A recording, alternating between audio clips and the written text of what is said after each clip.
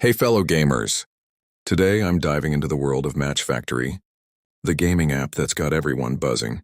We all know that games are created to make it as hard to win as possible even when specific things happen that aren't possible. The main reasons for this is to get us so upset that we don't mind wasting money to get the extra perks, which of course pays the game developer and pushes us to play the game longer than we should have to. This vid is about the normal levels within the Match Factory game app. But make sure to watch all of the vids because I'll be sharing golden nuggets throughout all of them.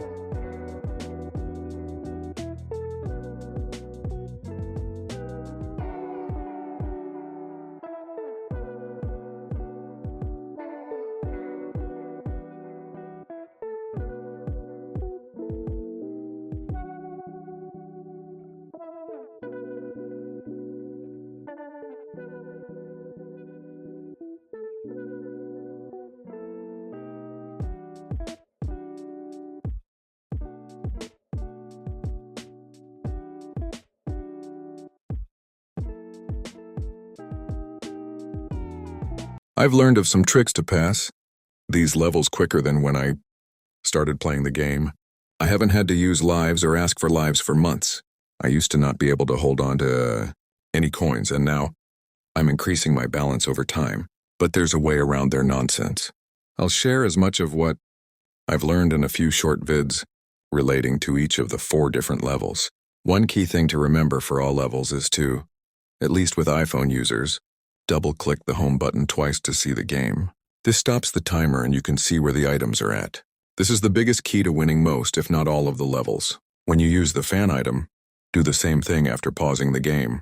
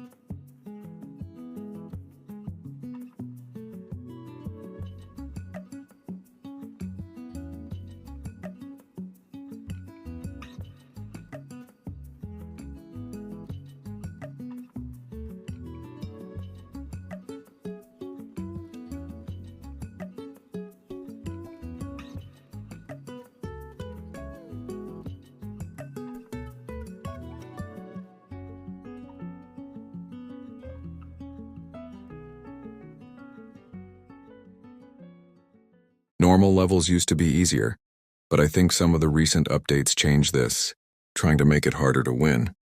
Some players in the teams I've been in have said that these levels have become harder. But I think the system learns how we play the game and adjusts each individual player based on how we play and interact with the game.